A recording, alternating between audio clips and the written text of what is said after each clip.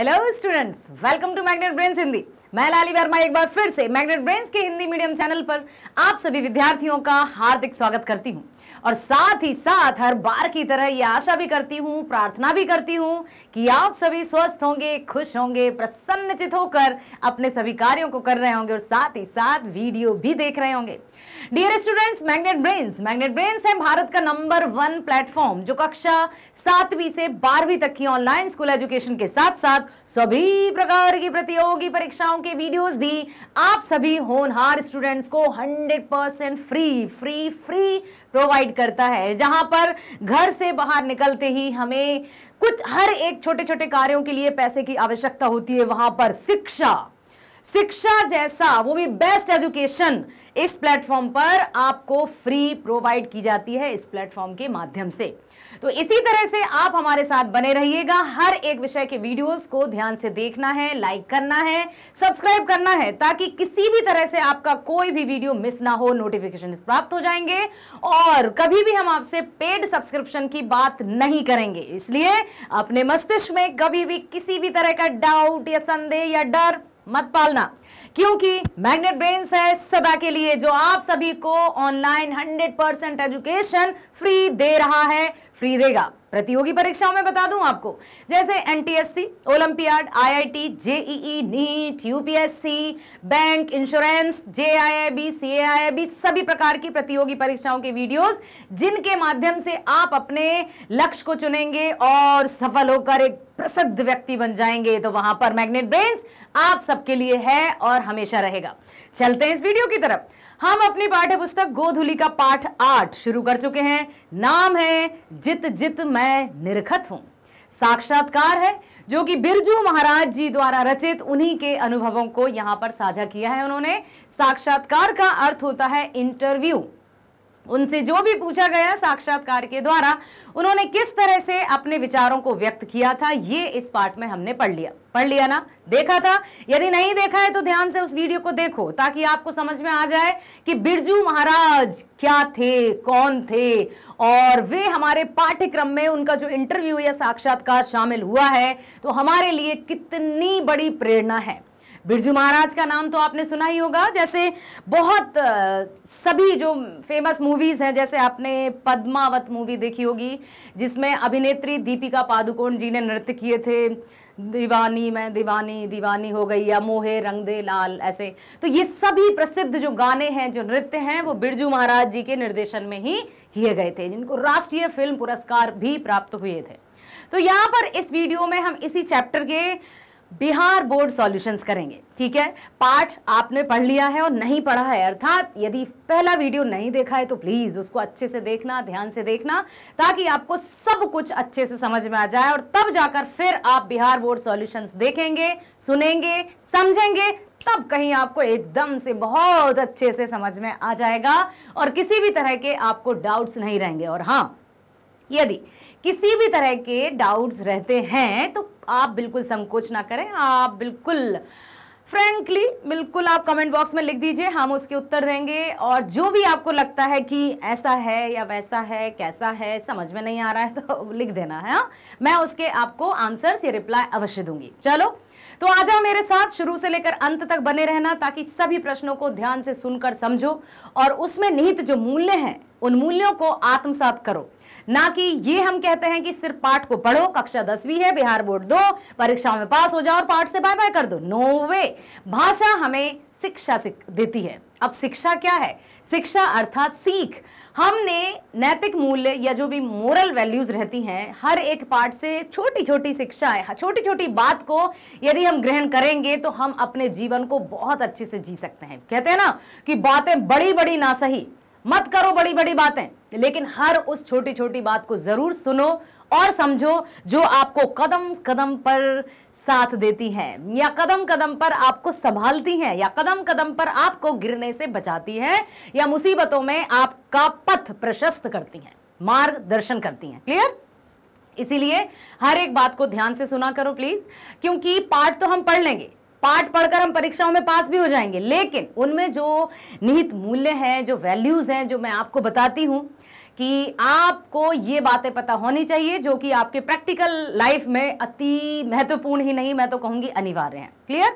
तो आ जाओ मेरे साथ, एक बार फिर से मैं आप सभी का स्वागत करती हूँ मैग्नेट ब्रेन्स हिंदी में, और चलते हैं हम पहले प्रश्न की ओर। ओके, पहला प्रश्न है, लखनऊ और रामपुर से बिरजू महाराज का क्या संबंध है? लखनऊ और रामपुर, लखनऊ की बात की है और फिर उन्होंने रामपुर की बात की है, तो ये लखनऊ और जो रामपुर है उसका क्या संबंध था बिरजू महाराज जी से? ऐसा तो नहीं कि एक उनकी जन्मभूमि थी तो दूसरी उनकी कर्मभूमि। जन्मभूमि और कर्मभूमि में अंतर समझते हो? जन्मभूमि जहां पर हमारा जन्म हुआ और कर्मभूमि जहां हम अपनी पहचान निर्मित करते हैं। क्लियर? तो देखते हैं, लखनऊ में बिरजू महाराज जी का जन्म हुआ था, तो क्या हुआ कि जो लखनऊ है उनकी जन्मभूमि, और बहनों का जन्म रामपुर में। रामपुर में बिरजू महाराज काफी दिन रहे और यहां पर उन्होंने शिक्षा भी प्राप्त की, और उनके प्रथम जो गुरु थे वो उनके पिताजी ही थे। ठीक, चलते हैं आगे। रामपुर के नवाब की नौकरी छूटने पर हनुमान जी को प्रसाद क्यों चढ़ाया? अरे, नौकरी छूटने पर? अक्सर तो जब कभी भी प्रसाद चढ़ाते हैं या चढ़ावा चढ़ाते हैं वो नौकरी मिलने पर चढ़ाते हैं, यहां पर नौकरी छूटने पर प्रसाद चढ़ाया था, ये चढ़ावा चढ़ाया था। क्यों भाई? देखो जरा, रामपुर के नवाब की नौकरी छूटने पर हनुमान जी को प्रसाद चढ़ाया गया क्योंकि महाराज जी 6 साल की उम्र में नवाब साहब के यहाँ नाचते थे। अम्मा परेशान थी, बाबूजी नौकरी छूटने के लिए हनुमान जी का प्रसाद मांगते थे। नौकरी से जान छूटी इसलिए हनुमान जी को प्रसाद चढ़ाया, क्योंकि वहां पर जो थे, समझ आया क्या है प्रश्न में?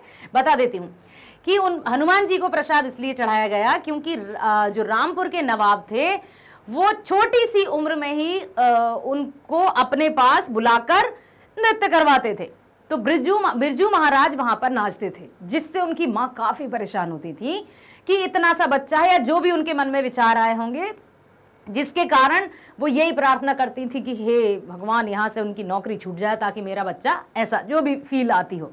ठीक है, तो पढ़ते हैं फिर से कि रामपुर के नवाब की नौकरी छूटने पर हनुमान जी को प्रसाद चढ़ाया गया क्योंकि महाराज जी 6 साल की उम्र में नवाब साहब के यहाँ नाचते थे। अम्मा परेशान थी, बाबूजी नौकरी छूटने के लिए हनुमान जी का प्रसाद मांगते थे। आप अपनी मर्जी से नौकरी छोड़कर नहीं आ जा सकते थे। क्यों? नवाब साहब के यहाँ से अपने आप नौकरी कैसे, मतलब खुद से नौकरी छोड़कर नहीं आ सकते। हाँ, यदि वो कुछ हो जाए या वो अपने आप कह दें कि कल से आप नहीं आ सकते, तब ही वहां से नौकरी छूट सकती थी। तो जैसे तैसे हनुमान जी ने उनकी प्रार्थना सुनी और प्रसाद चढ़ाया गया। अगला है प्रश्न, नृत्य की शिक्षा के लिए पहल बिरजू महाराज किस संस्था से जुड़े और वहां किन के संपर्क में आए? सबसे पहले नृत्य की शिक्षा के लिए सबसे पहले वे कौन सी संस्था से जुड़े, जिन्होंने या फिर जिस संस्था से जुड़कर उन्होंने पहली बार नृत्य सीखा, तो कौन सी थी वो संस्था? देखो, पहल वह निर्मला जी के स्कूल दिल्ली में हिंदुस्तानी डांस म्यूजिक से जुड़े। कहां? निर्मला जी के यहाँ, कहां पर? दिल्ली में। ठीक है, निर्मला जी के स्कूल दिल्ली में हिंदुस्तानी डांस म्यूजिक से जुड़े। वहां वे कपिला जी, लीला कृपलानी आदि के संपर्क में आए। तो आपको बताना है कि नृत्य की शिक्षा के लिए पहल बिरजू महाराज जी निर्मला जी के स्कूल दिल्ली में हिंदुस्तानी डांस से जुड़े, और फिर वहां वे कपिला जी, लीला कृपलानी जी आदि के संपर्क में भी आए, जो कि नृत्यांगनाएं हैं। ठीक है, जो नृत्य और संगीत से संबंध रखती हैं। नेक्स्ट क्वेश्चन है, किन के साथ नाचते हुए बिरजू महाराज को पहली बार प्रथम पुरस्कार मिला था? मतलब किसी के साथ मंच पर नृत्य की प्रस्तुति थी। कौन थे वो जिनके साथ नाचते हुए बिरजू महाराज को प्रथम पुरस्कार मिला था? याद है? प्रथम वीडियो यदि देखा है तो याद है कि पिताजी और उनके चाचा जी के साथ बिरजू महाराज जी ने भी मंच पर नृत्य किया था, डांस किया था। तो वहां पर ना तो पिताजी को पुरस्कार मिला था, ना चाचा जी को पुरस्कार मिला था, पुरस्कार मिल गया था बिरजू महाराज जी को अपने नृत्य पर। ठीक है, कलकत्ता में बिरजू महाराज को पहली बार प्रथम पुरस्कार मिला। इसमें शंभू महाराज, चाचा जी और बाबूजी दोनों नाचे थे। तो याद रखना कि कहां पर मिला था? कलकत्ता में, जिस मंच पर बाबूजी और उनके चाचा जी भी नृत्य कर रहे थे, उन्हीं के साथ बिरजू महाराज भी नृत्य कर रहे थे और उनको प्रथम पुरस्कार मिल गया था। ठीक है, चलो आगे चलते हैं। बिरजू महाराज के गुरु कौन थे, उनका संक्षिप्त परिचय दीजिए कि बिरजू महाराज जी ने नृत्य की शिक्षा कहां से प्राप्त की। बिरजू महाराज जी के गुरु कौन थे, क्योंकि कुछ भी सीखने के लिए गुरु तो चाहिए। और कभी कभी ऐसा भी होता है कि भाई हमने तो कहीं से शिक्षा प्राप्त नहीं की, फिर भी हमें तो इतना आ गया, बहुत बड़ी कृपा है।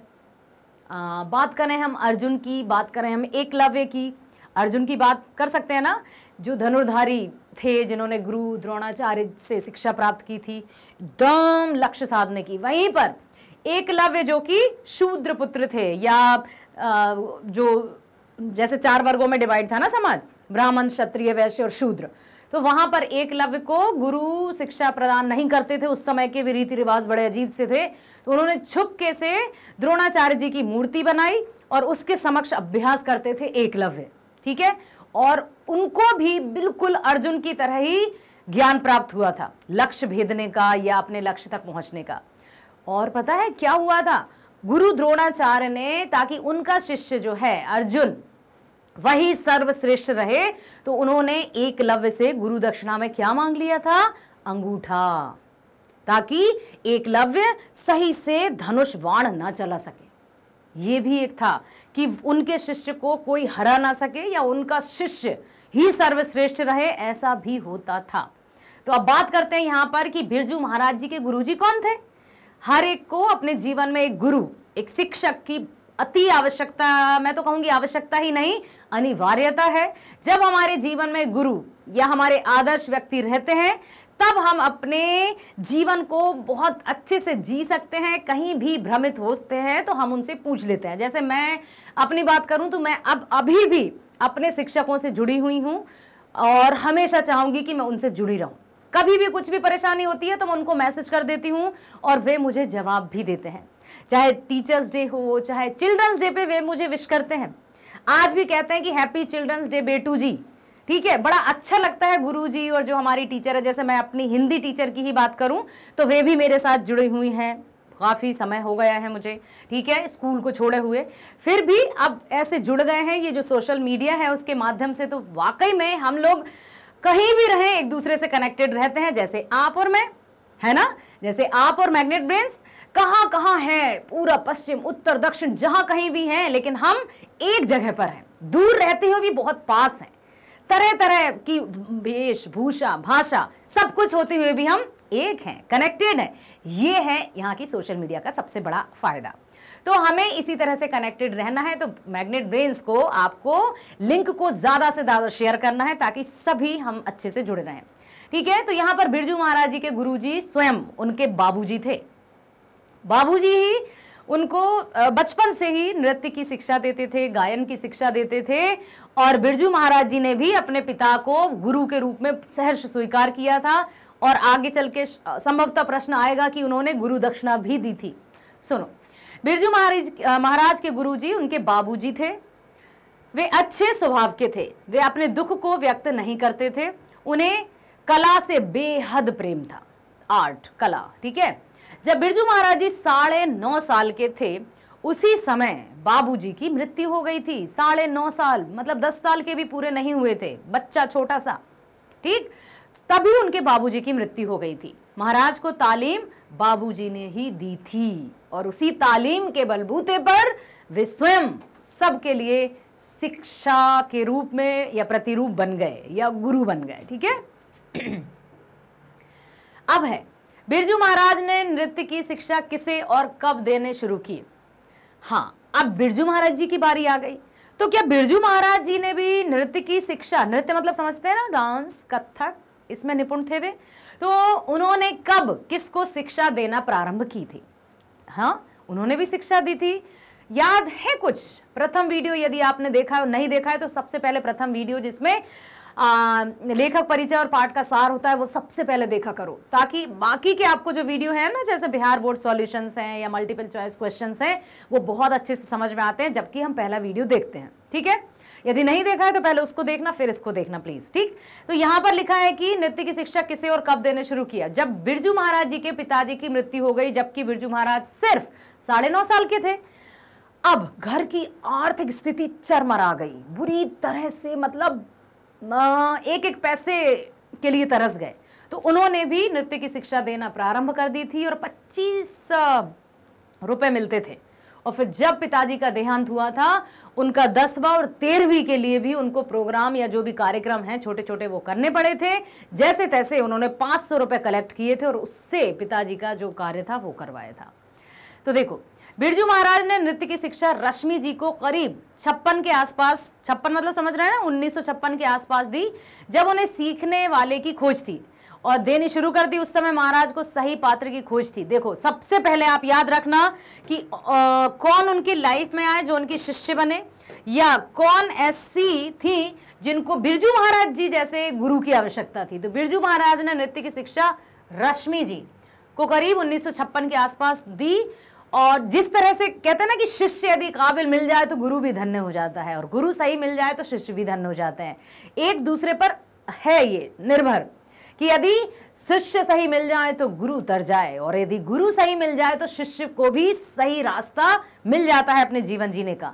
तो गुरु जो थे बिरजू महाराज जी, वो भी एक अच्छे शिष्य की तलाश में थे।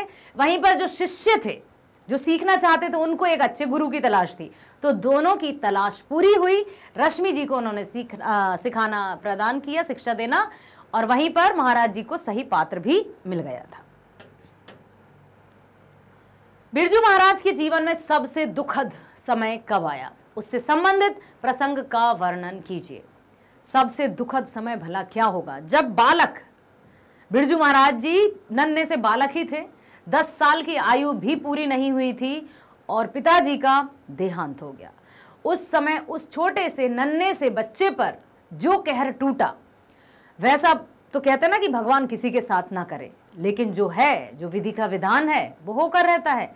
हमारे कहने से, हमारे रोकने से या हमारे कहने से ये नहीं होता है कि किसी का ऐसा हो जाए तो वैसा हो जाए, ना हो तो ना हो। उस समय की जो स्थिति थी वो बहुत खतरनाक थी। खतरनाक इन द सेंस कि बहुत ही भावनात्मक थी। किस तरह से कि जब बिरजू महाराज जी के बाबूजी की मृत्यु हुई तब उनके लिए बहुत दुखदायी समय व्यतीत हुआ। घर में इतना भी पैसा नहीं था कि उनके पिताजी का 10वां किया जा सके।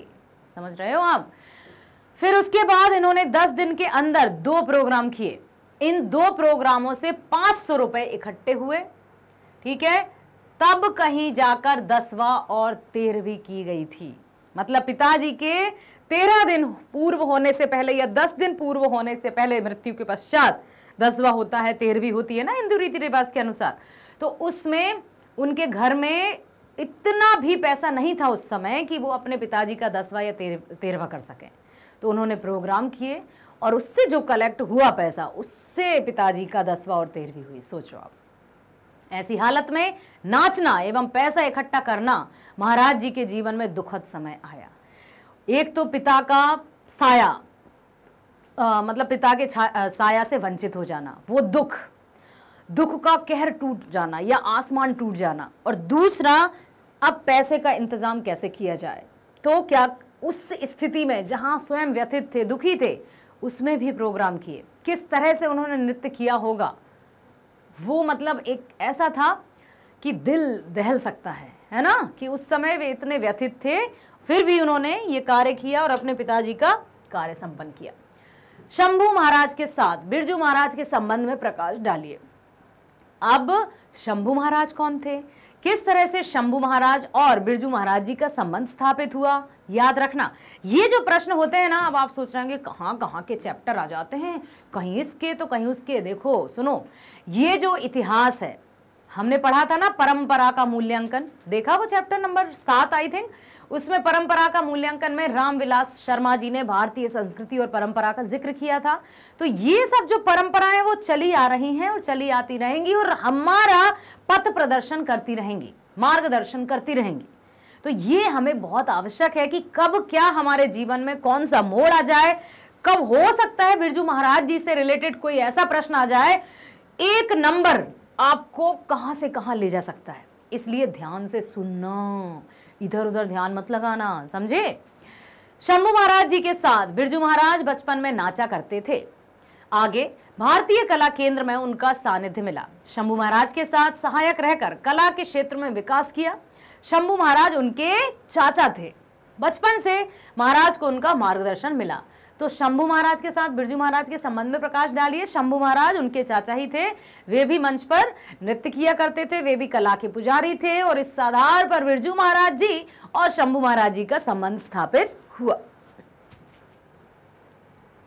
अगला प्रश्न है, कलकत्ते के दर्शकों की प्रशंसा का बिरजू महाराज के नर्तक जीवन पर क्या प्रभाव पड़ा? कलकत्ता के जो दर्शक थे, जो ऑडियंस थे, उनका जब उन्होंने बिरजू महाराज की प्रशंसा की तो उस प्रशंसा का बिरजू महाराज जी पर क्या प्रभाव पड़ा? या अब थोड़ा सोचो, बताओ मुझे कि जब हमारी कोई प्रशंसा करता है तो हमें कैसी अनुभूति होती है, हमें कैसा लगता है, बताओ। या फिर हम जब कोई अपने तरीके से ऐसा लगता है कि हमने 100% सही काम किया है या हमने इस काम को 100% दिया है, और उसके बाद यदि हमें एक भी कहीं से प्रशंसा ना मिले तब कैसा लगता है, बताओ। अनुभव तो किया होगा कि जब हमें लगता है कि हमने तो बहुत अच्छा काम किया लेकिन फिर भी हमसे कोई नहीं कह रहा है कि वाह बेटा, वाह, शाबाश, बहुत अच्छा किया। या फिर कभी हमने कुछ ऐसा काम किया जिससे हमारी वाहवाही हो गई, प्रशंसा हो गई, तब हमें कैसा लगा। तो क्या प्रशंसा हमारे जीवन में अहम भूमिका निभाती है? क्या हमें प्रशंसा की आवश्यकता होती है? क्या हमें प्रशंसा से प्रोत्साहन मिलता है और प्रोत्साहन हमें और अच्छा करने के लिए प्रेरित करता है? ऐसा होता है? होता है ना? ऐसा होता है। क्योंकि अब मेरी बात सुनो कि अब सोच रहे होंगे तब से आप ही की तो सुन रहे हैं, सुनते रहो, ठीक है। कि जो प्रशंसा रहती है ना, हर कोई व्यक्ति हर किसी की प्रशंसा नहीं कर पाता। सामने वाला दिख रहा है कि ये बहुत अच्छा काम कर रहा है लेकिन प्रशंसा नहीं करेंगे। क्यों? किसी को क्या लगता है कि यदि इसकी प्रशंसा की तो ये घमंडी हो जाएगा या इसको अहंकार हो जाएगा। ऐसा नहीं होता है। प्रशंसा करने से उस व्यक्ति को प्रेरणा मिलती है और वो और अच्छा करने के लिए प्रेरित होता है। तो ये जो प्रशंसा वाली बात है वो हर किसी की बस की बात नहीं होती है। प्रशंसा भी वही करते हैं जो स्वयं प्रशंसनीय होते हैं, क्योंकि व्यक्ति दूसरों को वही देता है जो उसके पास होता है। खाली डब्बे में से हम किसी को कुछ भी निकाल कर नहीं दे सकते जब तक उस डब्बे में जो कुछ भरा ना हो। एक डब्बा है, एक बॉक्स है, ओके, मान लो मेरा बर्थडे है, बर्थडे पर मैं एक बहुत बड़ा सा एक टॉफी का पैकेट लेकर आपके पास आई और उसमें से आपको सबको दे दी। यदि मेरे पास वो डब्बा खाली हो गया फिर क्या उसमें से मैं दे सकती हूँ टॉफी? नहीं। तो मेरे पास जो है वही मैं आपको दूंगी। तो उसी प्रकार से जिस तरह का रवैया व्यक्ति करता है ना, वही उसके पास है। तो कोई यदि कभी आपसे कुछ ऐसे गुस्से में कोई शब्द बोल जाए या कुछ भी कह जाए तो दुखी मत होना दुखी, क्योंकि उसके पास उस समय वही था, दे दिया, छोड़ो, जस्ट इग्नोर इट। तो यहाँ पर जब कलकत्ता के दर्शकों द्वारा बिरजू महाराज जी की प्रशंसा की गई तब क्या पड़ा उनके जीवन पर प्रभाव? कलकत्ते के एक कॉन्फ्रेंस में महाराज जी नाचे। उस नाच की कलकत्ते के श्रोताओं, दर्शकों ने बहुत जमकर प्रशंसा की। जमकर प्रशंसा को पता है क्या कहते हैं? भूरी भूरी प्रशंसा की। तमाम अखबारों में छा गए बिरजू महाराज। यस, तमाम अखबारों में बिरजू महाराज जी छा गए। यहाँ भी बिरजू महाराज तो वहां भी बिरजू महाराज, यहाँ भी बिरजू महाराज, वहां भी, पूरा पश्चिम उत्तर दक्षिण हर जगह बिरजू महाराज, है ना। इस तरह से अब क्या हुआ, वहां से इनके जीवन में एक मोड़ आया। उस समय से निरंतर वे आगे बढ़ते गए और आगे ही बढ़ते चले गए। ये होता है, उन्हें उस प्रशंसा से मोटिवेशन मिला और वे और अच्छा करते गए और आज आप देख सकते हैं कि बिरजू महाराज जी को संपूर्ण दुनिया जानती है। आगे चलते हैं प्रश्न पर। संगीत भारती में बिरजू महाराज की दिनचर्या क्या थी? मतलब जो संगीत भारती नामक संस्था थी उसमें उनकी दिनचर्या क्या थी? या फिर ये भी कह सकते हैं कि वहां पर वो उनको कितना वेतन प्राप्त होता था, या जो भी कला थी उसमें उनको कितना मासिक वेतन प्राप्त होता था। तो देखते हैं, संगीत भारती में प्रारंभ में 250 रुपए मिलते थे। उस समय दरियागंज में रहते थे। वहां से प्रत्येक दिन 5 या 9 नंबर का बस पकड़कर संगीत भारती पहुंचते थे। बस में जाया करते थे, बस में आया करते थे, ठीक है। संगीत भारती में इन्हें प्रदर्शन का अवसर कम मिलता था। अंततः दुखी होकर नौकरी छोड़ दी। मतलब पर्दे के पीछे वाला काम उनको मिलता होगा, स्वयं मंच पर उपस्थित रह सके, मतलब प्रदर्शन कर सके, ऐसा कार्य उनको नहीं मिलता था, इसलिए उनको वहां अच्छा नहीं लगा। जो जिस फील्ड में अव्वल रहते हैं, जो जिस कार्य में पारंगत रहते हैं, यदि उस कार्य में उनको मौका नहीं दिया जाता तो उनका मन खिन्न खिन्न होने लगता है और फिर वहां पर वो रुकने की कोई वजह ही नहीं रहती, इसलिए वो दूसरी जगह जाना चाहते हैं। इसलिए जो भी हमारी खूबियां हैं उस आधार पर अपने काम को चयन करना, काम को सिलेक्ट करना, क्योंकि हमारी जो रुचि है, जो हमारा इंटरेस्ट है, उस कार्य को हम पूरी मेहनत, लगन और समर्पण भाव से करते हैं। और जिस कार्य में हमारा इंटरेस्ट होता है ना, पता ही नहीं चलता सुबह दोपहर शाम रात कब हुई, हम थकते भी नहीं हैं। तो वहां पर उनको प्रदर्शन का अवसर नहीं मिला, इसलिए फिर उन्होंने वहां से नौकरी छोड़ दी संगीत भारती से। बिरजू महाराज कौन कौन से वाद्य बजाते थे? अब देखो, ना केवल वे गाते थे, ना केवल वे नाचते थे, बल्कि वे तो वाद्य भी बजाते थे। कहीं बांसुरी तो कहीं सितार, गिटार, हारमोनियम, बांसुरी, तबला और सरोद। ओ माय गॉड, मतलब वाकई में कला के धनी बिरजू महाराज, वाकई में सच्ची कला के पुजारी बिरजू महाराज। ना केवल उन्होंने नृत्य में अपना परचम फहराया, बल्कि गायन में, वादन में भी वो बहुत आगे थे। सितार, गिटार, हारमोनियम और तबला, साथ ही साथ सरोद भी बजाया करते थे। जानते हो ना, सितार देखा होगा, गिटार देखा होगा, हारमोनियम देखा होगा, बांसुरी देखा होगा, तबला भी देखा होगा और सरोद भी देखा होगा। अपने विवाह के बारे में बिरजू महाराज क्या बताते हैं? हाँ, अब बताओ जरा, उनके विवाह के बारे में क्या जानकारी थी? कि बिरजू महाराज की शादी 18 साल की उम्र में हो गई थी। अब एक बात मैं बताऊं? नहीं बताती, चलो बाद में बताऊंगी। जानना हो तो कमेंट बॉक्स में बता देना। बिरजू महाराज की शादी 18 साल में हो गई थी। उस समय विवाह करना महाराज अपनी गलती मानते हैं। क्यों? लेकिन बाबूजी की मृत्यु के बाद मां ने घबरा कर जल्दी में शादी कर दी थी। शादी को नुकसानदेह मानते हैं, विवाह की वजह से नौकरी करते रहे। अब उनको लगा कि देखो, विवाह हो जाना, जिम्मेदारियों का आ जाना, इसलिए जब परिपक्व हो जाते हैं, पूरी तरह से मैच्योर हो जाते हैं, तब जाकर शादी जैसे बंधन में बंधा जाता है। लेकिन पिताजी की मृत्यु के बाद मां ने उनके लिए एक सुशील सी कन्या ढूंढी और उनका विवाह रचा दिया, जिसके लिए उन्होंने कभी भी खुश या अपने मन से मतलब खुश नहीं हुए थे कि उनकी विवाह, क्योंकि वे विवाह के बंधन में अभी नहीं बंधना चाहते थे, वो अपनी कला को और निखारना चाहते थे। ठीक है, अब चूंकि माँ ने शादी की तो फिर इसके वजह से वे नौकरी करते रहे, अपने स्वतंत्र रूप से वे कार्य नहीं कर पाए, क्योंकि स्वतंत्र जब विवाह नहीं होता तो वे अपने कहीं भी आ जा सकते थे और जितना भी मिल रहा है उनको उससे, लेकिन जिम्मेदारी बढ़ जाने से वे नौकरी करते रहे फिर, इसलिए उन्होंने यही बताया, नुकसानदायक। अगला प्रश्न है, बिरजू महाराज की अपने शागिर्दों के बारे में क्या राय है कि उनके शागिर्द कैसे थे? शागिर्द समझते हो, उनके शिष्य कैसे थे? तो यहां पर देखते हैं, बिरजू महाराज अपनी शिष्या रश्मि वाजपेयी को भी अपना शागिर्द बताते हैं। उसमें क्या बताया उन्होंने रश्मि जी के बारे में? और रश्मि मतलब कौन? जो प्रथम शिष्या थी, जिनको एक ऐसे गुरु की तलाश थी जो बिरजू महाराज की तरह हो, और बिरजू महाराज को एक ऐसे शागिर्द की आवश्यकता थी जो उनकी कला को समझ सके, कला को पूज सके। तो अब जो रश्मि थी वो बिरजू महाराज जी की शिष्या थी। तो अब यहां पर यही तो प्रश्न पूछा गया कि बिरजू महाराज की अपने शागिर्दों के बारे में क्या राय थी। यदि मुझसे कोई पूछे कि आप अपने मैग्नेट ब्रेन्स के स्टूडेंट्स के बारे में क्या राय रखते हैं, तो अब मैं बताओ क्या राय दे सकती हूँ। वो उस तरह से उनका पूछा गया, क्योंकि ये है एक इंटरव्यू, साक्षात्कार। तो बिरजू महाराज जी से पूछा गया कि आप अपने शागिर्दों के बारे में बताइए। शिष्य और शागिर्द कहा जाता है, ठीक है। तो यहां पर जब बिरजू महाराज जी से पूछा गया तो वे क्या बताते हैं वो देखो। बिरजू महाराज अपनी शिष्या रश्मि वाजपेयी को अपना शागिर्द बताते हैं, साथ ही साथ वे उन्हें शाश्वती भी कहते हैं। इसके साथ ही वेरोनिक, फिलिप, मैकलिन, टॉक, तीरथ प्रताप, प्रदीप, दुर्गा इत्यादि को प्रमुख शागिर्द बताया गया है।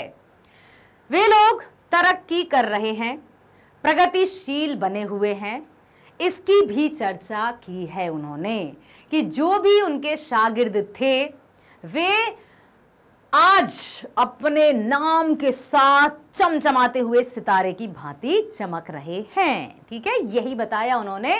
तो यहां पर नाम याद रखना कि रश्मि वाजपेयी जी, फिर हैं ना केवल देसी, मतलब देसी कहने का तात्पर्य कि ना केवल इंडियन ही उनके शिष्य थे बल्कि यूरोपियन और जो भी विदेशी भी उनके शागिर्द रहे थे। और उन्होंने बिरजू महाराज जी से जो कला सीखी, आज उसी कला में निपुण होकर वे अपने कार्य को निपुणता के साथ कर रहे हैं और उनका भी नाम काफी चमक रहा है। ठीक, याद रखना कि ये उनके शिष्य थे, ये उनके शागिर्द थे, रश्मि वाजपेयी जी।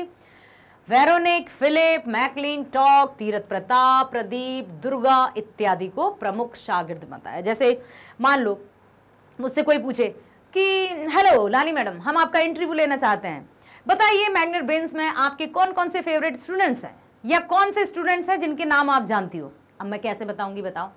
यदि आप नाम के साथ कमेंट नहीं करोगे तो मैं कैसे आपका नाम बता पाऊंगी? मेरा भी इंटरव्यू हो सकता है ना, हो सकता है मेरा इंटरव्यू, और उस इंटरव्यू में मैं चाहती हूं कि मैं आपके नाम के साथ वहां पर बता सकूं कि ये मेरे स्टूडेंट हैं, मैग्नेट ब्रेन्स पर ये मेरे शिष्य हैं। तो अपने नाम के साथ कमेंट करना। ठीक, तो हो सकता है इन फ्यूचर मेरा इंटरव्यू हो और उस इंटरव्यू में आपके नाम भी मैं बता सकती हूं। क्लियर? अब आया है प्रश्न नेक्स्ट, जिसमें करना है व्याख्या। और व्याख्या क्या है? हम पाठ के मतलब प्रश्न पूछे जाएंगे कि पाठ में प्रयुक्त जो पंक्तियां हैं उनमें क्या कहना चाहते थे बिरजू महाराज जी। अच्छा रुको, इसको पढ़ने से पहले थोड़ा आप मुझे ये बताओ कि आप में से कौन कौन को पढ़ाई के अलावा क्या क्या अच्छा लगता है? बोलो। पढ़ाई तो लगती है, नहीं लगती, कम कम लगती है, लेकिन पढ़ना तो है क्योंकि शिक्षा ही सफलता के लिए प्रथम सीढ़ी है। तो पढ़ाई के अलावा आपको क्या क्या अच्छा लगता है? जैसे खेल, खेल में भी तो कौन सा खेल? जैसे मैं अपना बता दूं, चलो मैं अपना बता देती हूँ। सोचते होंगे कितना बोलती है लाली मैडम, अरे यार बोलने दो ना। देखो यहाँ पर जो है, मैं पढ़ाई के समय पहली से 5वीं तक की बात बता दूं तो मैं सरकारी स्कूल में गांव में शिक्षा प्राप्त हुई। उसके बाद 6वीं से 12वीं तक मैं जवाहर नवोदय विद्यालय में पढ़ी। ठीक है, तो वहां पर खेल, संगीत, कला, नृत्य, गायन सभी में मेरा बहुत इंटरेस्ट था और सभी में मैं पार्टिसिपेट भी करती थी। हाँ, और साथ ही साथ अभिनय, अभिनय मतलब जो छोटे छोटे नाटक होते हैं, नुक्कड़ नाटक होते हैं, स्किट है ना होती है, उसमें भी मैं पार्टिसिपेट करती थी। एक बार मैं झांसी की रानी लक्ष्मीबाई बनी थी, उसमें बेहतरीन तरीके से रानी लक्ष्मीबाई की भूमिका अदा की थी। और एक बार पता है क्या बनी थी? मैं मूंगफली बेचने वाली बनी थी, उसमें भी मैंने बहुत अच्छे से अभिनय किया था। और एक बार की बता दूं कि जब कबड्डी हमारी टीम खेलने गई थी, क्योंकि क्लस्टर लेवल हुआ करता था, रीजनल लेवल और उसके बाद नेशनल लेवल, तो जब हम लोग कबड्डी की हमारी टीम गई थी तो उसमें मैं कैप्टन थी अपनी कबड्डी की। पता है आपको? नहीं पता होगा, मैं कबड्डी खेला करती थी और कैप्टन रहा करती थी। और ये जो निशान शायद आपको नहीं दिख रहा होगा, और हो सकता है दिख रहा हो, ये कबड्डी का निशान है। जब मैंने एकदम कैच किया था तो इतनी बुरी तरह से वो भागना चाहता था सामने वाला प्लेयर और मैं उसको खींचना चाहती थी, तो उसी समय मुझे चोट लगी थी और 1 महीने तक पट्टी लगी रही थी मेरे हाथ में, और वो निशान कभी जाएगा नहीं। तो ये कबड्डी की निशानी है, इसलिए मुझे दर्द नहीं होता। तो कबड्डी खेलते हैं। गाने में जहाँ कहीं भी जैसे प्रार्थना होती थी, असेंबली होती है, तो वहाँ पर मैं गाती भी थी। जो मेरी हिंदी की अध्यापिका है वो मुझे बहुत मोटिवेट करती थी, जो आज भी मेरे साथ है और हमेशा बनी रहेंगी। ठीक है, अब यहाँ पर नृत्य की बात करूं तो डांस वांस ज़्यादा तो नहीं आता मुझे, अच्छे से नहीं आता, सीरियसली सच्ची बोल रही हूँ। डांस में मैं नहीं हूँ अच्छी, लेकिन हाँ कुछ जैसे ग्रुप डांस हुआ करते थे तो कभी कत्थक की बात आ जाती तो कत्थक सुना था। जमुना के तट पर बंसी बट पर कदम के नीचे बंसी बजाई, राधा आई चमचा ना ना नगरता नगरता तत्ता थे, ऐसे ऐसे करते थे। और एक और हमने डांस किया था, होलिया में उड़े रे गुलाल कहियो रे मंगेतर से। बहुत सारे ऐसे मतलब कार्यक्रम थे जिसमें मैं पार्टिसिपेट करती थी। तो अपने आप को हर एक फील्ड में आप जुड़े रखा करो, ठीक है? हर एक फील्ड में जुड़े रहने से हम बहुत अच्छे से एक्टिव रहते हैं और साथ ही साथ हमारा जो दिल है, मन है, वो भी खुश रहता है, क्योंकि उसको भी तो सब कुछ चाहिए ना। हंसी खुशी, इतनी सी हंसी इतनी सी खुशी हर एक को चाहिए। मतलब हमारे जो एक तो हम एक्सरसाइज करते हैं, नृत्य हुआ, गायन हुआ, ये सब एक्सरसाइज ही हैं। इनके माध्यम से अपना जो वोकल कॉर्ड है वो भी सही रहता है। अब मैंने अभी फर्स्ट वीडियो जो था ना उसमें बताया था सरगम सा नी ध पा म म ग म म पा ध नी सा नी ध पा म म ग म रे। तो ये स्कूल के समय के सीखे गए गाने हैं, ठीक है। तो यहाँ पर आप अपने अपने इंटरेस्ट लिखोगे, लिखना पड़ेगा आपको, मेरे प्रश्नों का उत्तर दोगे और साथ ही साथ आप जिस जैसे आईडी से आप कमेंट करोगे तो उसमें अपना नाम भी लिख देना कि आपका सही वास्तविक नाम क्या है, तो मैं आपको नाम से फिर रिप्लाई करूंगी, ठीक है। और फिर मैं कभी आपको नाम के साथ संबोधित भी करूंगी। मैं चाहती हूं कि मैं आपको नाम के साथ पुकारूं, नाम के साथ बुलाऊं कि सुनो मैं आपसे कह रही हूं, तो अपने नाम लिखो और मेरी सभी जो मैं आपसे बात करती हूं उसका रिप्लाई दो। क्लियर? चलो, 500 रुपए देकर मैंने गंडा बंधवाया, क्या है इसका अर्थ?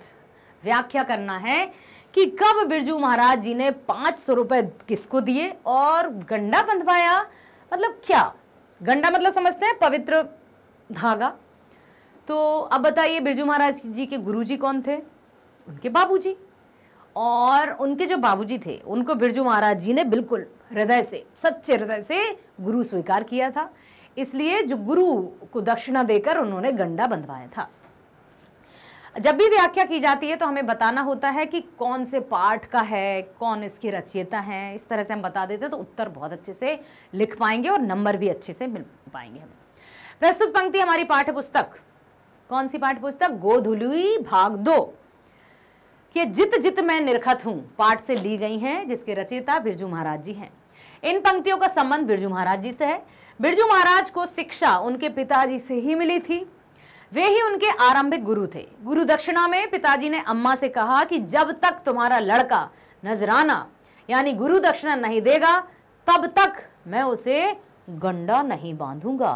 पता है? अब सुनो, सोचते होंगे कितना कहती हूँ, पता है भाई, सब पता है। अरे सब पता है तो और पता कर लो ना। देखो, अब उन्होंने माँ से कह दिया, मतलब बिरजू महाराज की माँ से कहा कि जब तक तुम्हारा बेटा मुझे दक्षिणा नहीं देगा तब तक मैं उसको गंडा नहीं बांधूंगा। और गंडा बांधने का अर्थ कि हाँ अब तुम हमारे शिष्य हो, तो तुम जब तक कमेंट नहीं करोगे, जब तक मैं तुम्हें अपना शिष्य नहीं मानूंगी, तुम कमेंट करोगे तभी मैं मानूंगी तुम मेरे शिष्य हो, क्योंकि मैं गंडा बांधने तो आ नहीं सकती हूँ। ठीक है, तो तुम्हें कमेंट करना है। गुरु दक्षिणा में पिताजी ने कह दिया था अम्मा से कि जब तक तुम्हारा लड़का नजराना यानी गुरु दक्षिणा नहीं देगा तब तक मैं उसको गंडा नहीं बांधूंगा। बिरजू जी को 500 रुपए के 2 प्रोग्राम मिले थे। जब बिरजू जी ने 500 रुपए पिताजी को दिए तभी पिताजी ने गंडा बांधा। उन्होंने कहा कि यह दक्षिणा मेरी है, अतः इसमें से एक भी पैसा नहीं दूंगा। मैं इसका गुरु हूं और इसने नजराना पेश किया है। तब 500 रुपए देकर बिरजू जी ने अपने पिता से गंडा बंधवाया था और तब कहीं जाकर वे उनके शिष्य कहलाए थे। सो आपकी गुरु दक्षिणा क्या है बताओ? मैं आपसे गुरु दक्षिणा मांगू ना, तो मैं आपका अंगूठा मांगूंगी ना, मैं आपसे कहूंगी 500 रुपए दो या कुछ दो, क्योंकि आपको 100% फ्री एजुकेशन मैग्नेट ब्रेन्स करता है। मैं सिर्फ आपसे ये कहूंगी कि जो भी आप वीडियो देख रहे हैं उसको लाइक करना है, सब्सक्राइब करना है, ज्यादा से ज्यादा शेयर करना है और कमेंट बॉक्स में अपने नाम के साथ कमेंट करना है। जो भी डाउट हो वो लिखना है आपको, ताकि आपको किसी भी तरह का कोई डाउट ना रहे। बस यही मेरी गुरु दक्षिणा होगी, ठीक है। चलो, इन पंक्तियों से आशा है झलकता है कि गुरु शिष्य की परंपरा बड़ी पवित्र परंपरा है, इसकी मर्यादा रखनी चाहिए। तभी तो पिता पुत्र का संबंध रहते हुए भी बिरजू महाराज के पिताजी ने गुरु शिष्य का संबंध रखा, पिता पुत्र का नहीं। गुरु दक्षिणा में 500 रुपए लेकर ही गंडा बांधा। इस प्रकार गुरु की महिमा बड़ी है, मर्यादा युक्त है, उसकी रक्षा होनी ही चाहिए। सबने सुना होगा आपने, गुरुर् ब्रह्मा गुरुर्विष्णु गुरुर्देवो महेश्वरा गुरुर् साक्षात् परम ब्रह्म तस्मै श्री गुरुवे नमः। हम जानते हैं कि यदि जिस भावना के साथ हम शिक्षा ग्रहण करेंगे ना, वो हमेशा हमारे पास रहेगी। सच में जिस भावना के साथ आप शिक्षा ग्रहण करोगे वो लाइफ लॉन्ग आपके पास रहेगी, ना कि आप केवल 10वीं पढ़कर उसको भूल जाओ। आपके जीवन के हर मोड़ पर ये बातें आपको याद आएंगी कि हाँ, मैग्नेट ब्रेन्स पर हमने पढ़ा था और लाली मैडम ने हमें ये बताया था। चलते हैं अगले प्रश्न पर, जो भी व्याख्या करनी है। मैं कोई चीज चुराता नहीं हूं कि अपने बेटे के लिए ये रखना है, उसको सिखाना है। अब इसका क्या अर्थ है? ये हमें वही लिखना है कि ये पंक्तियां हमारी पाठ्य पुस्तक गोधूली भाग 2 के पाठ 8 जित जित मैं निर्गत हूं से ली गई हैं और इसके रचयिता बिरजू महाराज जी हैं। इन पंक्तियों का संबंध बिरजू महाराज के गुरु शिष्य संबंध से है। जब बिरजू जी किसी को नृत्य सिखाते थे तो कोई भी कला चुराते नहीं थे, यानी लड़का लड़की का भेदभाव नहीं रखते थे, समान व्यवहार और समान शिक्षा देते थे। यह नहीं कि किसी को किसी भाववश कुछ सिखाया और कुछ चुरा लिया। चुरा लिया का मतलब मेरे पास जो है और मैं उसका भेदभाव करूं कि जिसने मुझे कमेंट कर दिए उसको मैं अच्छी बात बता दूंगी, जिसने नहीं की उसको मैं नहीं बताऊंगी। मतलब वो किसी कला को अपने पास ही रख देना, मतलब वो कला को हमने चुरा लिया।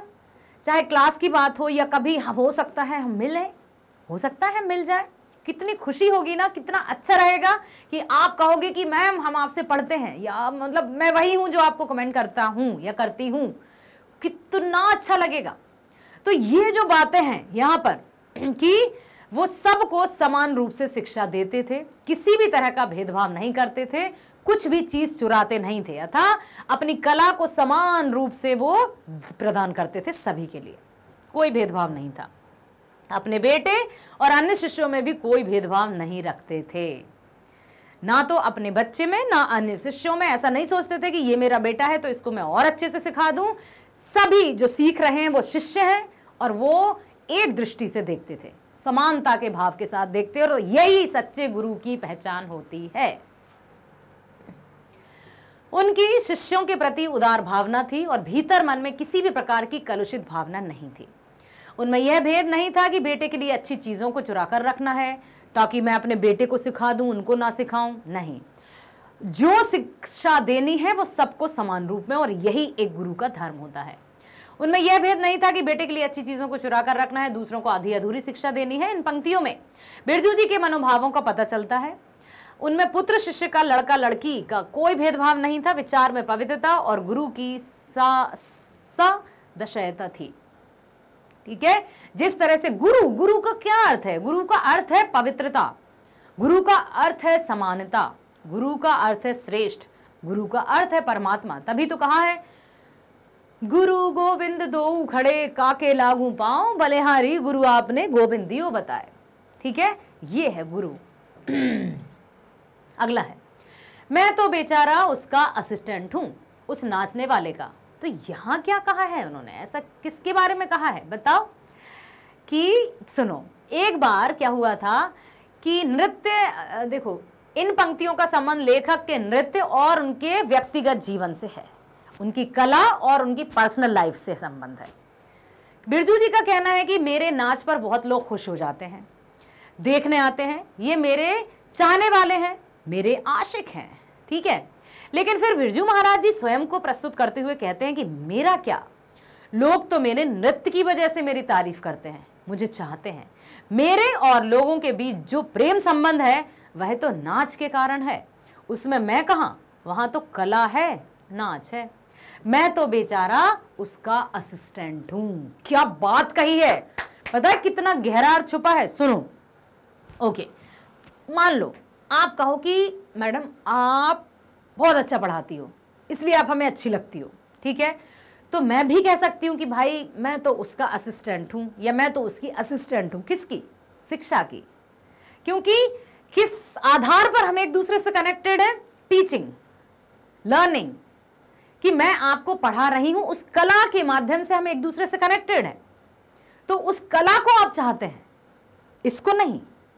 ठीक है, तो यहां पर बहुत अच्छी बात की गई है कि किसी भी व्यक्ति को चाहना, उसके पीछे उसकी कला छुपी है। हाँ, वो बात जरूर है कि हमारी पहचान हमारे रंग रूप कद काठी से होती है, बोलचाल से होती है, व्यवहार से होती है। तो किसी को भी कोई हमें अच्छा लगता है, क्यों? क्योंकि उसका व्यवहार अच्छा है। और कोई हमें अच्छा नहीं लगता, भले ही वो दिखने में बहुत अच्छा होगा, क्यों? क्योंकि उसका व्यवहार अच्छा नहीं है। तो अब समझ में आया कि हमारा जो व्यवहार है वही हमारा व्यक्तित्व है, होना चाहिए कि जिस तरह का व्यवहार हम अपनाते हैं उसी तरह की हमारी पहचान होती है। तो यहां कहा है मैं तो बेचारा उसका असिस्टेंट हूं, उस नाचने वाले का। बिरजू महाराज जी ने स्वयं ही कहा है कि मैं तो कुछ नहीं हूं, मेरे जो चाहने वाले हैं, जो मेरे आशिक हैं, जो मेरे लवर्स हैं, जो मेरे फैंस हैं, वो तो मेरी कला के फैन हैं, मैं तो उसका बेचारा एक असिस्टेंट हूं, उस नाचने वाले का, मतलब जो नाच रहा है या जो कला है उसका मैं असिस्टेंट हूं। समझ आया? तो ये है उसमें कि बिरजू जी का कहना है कि मेरे नाच पर बहुत लोग खुश होते हैं, देखने आते हैं, मेरे चाहने वाले हैं, मेरे आशिक हैं, लेकिन फिर बिरजू महाराज जी स्वयं को प्रस्तुत करते हुए कहती मेरा क्या, लोग तो मेरे नृत्य की वजह से मेरी तारीफ करते हैं, मुझे चाहते हैं। मेरे और लोगों के बीच जो प्रेम का संबंध है वह नाच के कारण है, उसमें मैं कहाँ, वह तो कला है, नाच है, मैं तो उस नाच का असिस्टेंट हूँ, सहायक हूँ। इन पंक्तियों में बिरजू जी अपने को और नाच के बीच लोगों के प्यार, स्नेह, सम्मान की चर्चा करते हुए कहते हैं कि सम्मान मेरा नहीं, मेरे नाच का है, मैं तो उसका सहायक हूं, मैं तो उसका असिस्टेंट हूं। इस प्रकार कला या गुण ही सर्वोपरि है, सबसे ऊपर है, आदमी कुछ नहीं। उसकी गुणवत्ता की पूजा होती है, उसकी क्वालिटी की पूजा होती है, उसके गुणों की पूजा होती है, ना कि उस व्यक्ति की। यदि कोई व्यक्ति बहुत सुंदर दिखता है और उसका व्यवहार ऐसा, तो लोग उसको कोई नहीं पूछेंगे। सुंदरता कहते हैं ना, सुंदरता को क्या करेंगे? यदि आप में गुण है, आप में कला है, तो लोग आपको पूजेंगे, ऐसा ही होता है। तो अपने गुणों में, अपने व्यवहार में बहुत अच्छे से हमेशा मतलब ऊपर रहना। ठीक। अगला प्रश्न है, बिरजू महाराज अपना सबसे बड़ा जज किसको मानते थे? याद करो कि गुरु तो थे उनके पिताजी और जज थी उनकी माताजी। वे सबसे बड़ा जज अपनी माताजी को मानते थे, क्योंकि जब पिताजी का 9.5, जब वे 9.5 मतलब बिरजू महाराज जब 9.5 वर्ष के थे तभी उनके पिताजी का देहांत हो गया था। उनके बाद जब वो नृत्य करते थे तो अपनी माता से पूछते थे कि मैं पिताजी की तरह नृत्य कर रहा हूं ना? तो पिताजी कहती थी हाँ हाँ हूबहू तुम उन्हीं की परछाई हो। तो माताजी के कहने से तब उनको लगता था कि हाँ। बिरजू महाराज अपने सबसे बड़ा जज अपनी अम्मा को मानते थे। जब वे नाचते थे और अम्मा देखती थी तब वे अम्मा से अपनी कमी या अच्छाई के बारे में पूछा करते थे। उसने बाबूजी से तुलना करके इसमें निखार लाने का काम किया, जो और मानते भी थे। देखो सच्चा मतलब सच्चे मन से, बिल्कुल ईमानदारी से, ऑनेस्टी के साथ हम जिसको चाहते हैं ना, जिसको रिस्पेक्ट देते हैं, उसकी बात हम उसके मुंह पर मतलब इन फ्रंट भी मानते हैं और उसके पीठ पीछे की भी उसकी हम बात मानते हैं। डरना मना है, आदर करना जरूरी है, लेकिन आदर भी दिल से उत्पन्न होता है, किसी के कहने से नहीं कि इसका आदर करो, उनका आदर करो, वैसा आदर करो। हमें सबका आदर करना चाहिए, लेकिन आदर तभी उत्पन्न होगा जब हमें उस व्यक्ति में कुछ गुण दिखाई देंगे और हम जिनका आदर करते हैं उनके आदर्शों पर चलते हैं, है ना, और उनकी बातों का हमेशा हम अपने मन और मस्तिष्क में बसा कर रखते हैं और उसी का पालन करते हुए अपना जीवन भी व्यतीत करते हैं। तो वे अपने पिताजी को गुरु मानते थे, अपनी माताजी को जज, और जो भी माँ उनकी अम्मा जो बताती थी उसका पालन भी करते थे। अगला प्रश्न है, पुराने और आज के नर्तकों के बीच बिरजू महाराज क्या फर्क पाते हैं? पहले या आज जो डांसर्स हैं, ठीक है, तो पहले के नर्तक या डांसर्स और आज के जो वर्तमान के डांसर्स हैं उनमें क्या अंतर पाया बिरजू महाराज जी ने?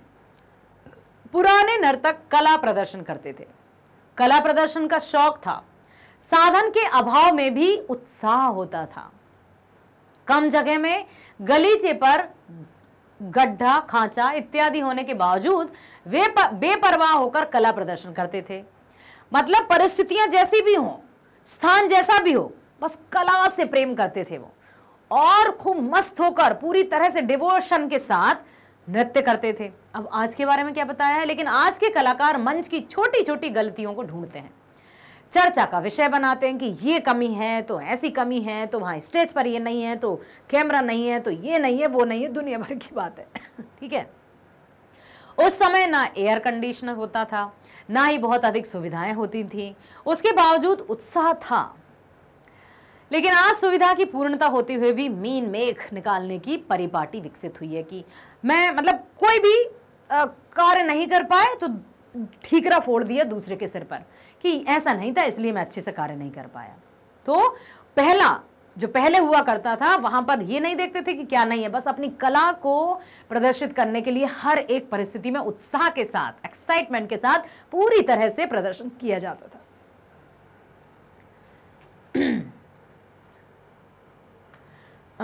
नेक्स्ट क्वेश्चन है, 500 रुपए देकर गंडा बंधवाने का क्या अर्थ है? बताओ, 500 रुपए किसको दिए थे और वो क्यों दिए थे, उसका क्या अर्थ है? गुरुजी अर्थात बिरजू महाराज के पिताजी को। तो क्यों ऐसे ही बंधवा लेते? नहीं, गुरु से जब शिक्षा प्राप्त की जाती है तब हमारा कर्तव्य होता है कि हम उसको कुछ ना कुछ गुरु दक्षिणा दें। तो देखो, बिरजू महाराज के पिता ही उनके गुरु थे, उनके पिता में गुरुत्व की भावना थी। बिरजू महाराज अपने गुरु के प्रति असीम आस्था और विश्वास व्यक्त करते हुए अपने ही शब्दों में कहते हैं कि यह तालीम मुझे बाबूजी से मिली है, गुरु दीक्षा भी उन्होंने ही मुझे दी है, गंडा भी उन्होंने ही मुझे बांधा। गंडा का अभिप्राय यहां शिष्य स्वीकार करने की एक लौकिक परंपरा है। मतलब यदि गंडा बांध दिया तब ये समझ जाते हैं कि हां, अब हम उसके शिष्य हैं, अब हम उनके शिष्य हैं और वे हमारे गुरु हैं। गंडा नहीं बांधा तो नहीं है, ये परंपरा है। ठीक है, जब बिरजू महाराज के पिता उन्हें शिष्य स्वीकार कर लिया तो बिरजू महाराज ने गुरु दक्षिणा के रूप में अपनी कमाई के 500 रुपए उन्हें दिए। तब कहीं जाकर बिरजू महाराज जी के पिताजी ने उनको गंडा बांधा और वो गंडा ही ये प्रमाणित करता है कि अब वे गुरु और शिष्य हैं। तो उन्होंने उस परंपरा को बहुत अच्छे से निभाया जो कि चला आ रहा है। ठीक है, समझ आया? तो लिखना, सुनना ध्यान से, और जो भी कुछ मैंने अभी कहा उस पर ध्यान देना। इसी तरह से हर एक चैप्टर को मैं आपके समक्ष लाती रहूंगी। आशा करती हूँ, भरोसा करती हूँ आप बहुत ध्यान से सुनते हो और उसको समझते हो, साथ ही साथ अपनी जो लाइफ है, जो जीवन है, उसमें भी उसको लागू करने का प्रयास करते हो। प्लीज प्लीज करना है।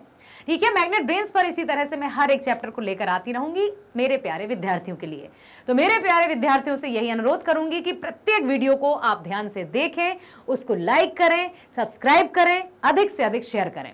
यहां पर आपको पता है ना, मैग्नेट ब्रेन्स पर कक्षा 7वीं से 12वीं तक की ऑनलाइन स्कूल एजुकेशन के साथ साथ सभी प्रकार की प्रतियोगी परीक्षाओं के वीडियोस भी दिए जाते हैं। जैसे आपको सर्च करना है हिंदी का वीडियो, तो बिल्कुल परेशान नहीं होना, जस्ट टाइप गूगल या Chrome magnet brains Hindi, class 10th Hindi, Godhuli भाग, पार्ट कौन सा देखना है, पार्ट देखना है, या फिर आपको पाठ्यक्रम का परिचय देखना है, सिलेबस देखना है, सिलेबस ओवरव्यू देखना है, तो जो भी आपको देखना है जस्ट आप टाइप कर दीजिए या उस पर लिख दीजिए, तो बस वही आपके समक्ष आ जाएगा। जैसे आपको देखना है पाठ्यक्रम, तो क्लिक कर दीजिए। पाठ्यक्रम पर जैसे ही आप क्लिक करेंगे लाली मैडम प्रकट हो जाएंगी। ओके, और उस वीडियो को आप ध्यान से देखना, शुरू से लेकर अंत तक देखना। 25 मिनट 36 सेकंड का वीडियो है। यहां पर आप ध्यान से देखना, जिसमें आपकी पाठ्य पुस्तिकाओं के बारे में संपूर्ण जानकारी दी गई है। यह भी बताया है कि कितने चैप्टर्स हैं काव्य खंड में, गद्य खंड में, और भली भांति हर एक पार्ट का इंट्रोडक्शन दिया है। साथ ही साथ आप इसको सुन लोगे, समझ लोगे, तो आपको पाठ्यक्रम या सिलेबस से कोई भी डाउट नहीं रहेगा। ठीक है, और इतना भी मैं कहती हूं कि जब आप ध्यान से देखोगे तो पसंद जरूर आएगा। अब जब पसंद आ ही रहा है तो लाइक कर देना, सब्सक्राइब करना, शेयर करना, ताकि हमारा रिश्ता अच्छे से बना रहे। ठीक है, चलो तो मिलते हैं नेक्स्ट वीडियो में। स्वस्थ रहना, खुश रहना, मौज मस्ती के साथ पढ़ाई करते रहना। मैग्नेट ब्रेन्स पर लाली वर्मा मैडम से वीडियोस के माध्यम से अपने जीवन की मूल्य या शिक्षा भी प्राप्त करते रहना। इसी के साथ मिलते हैं नेक्स्ट वीडियो में। स्वस्थ रहो, bye bye, thank you so much.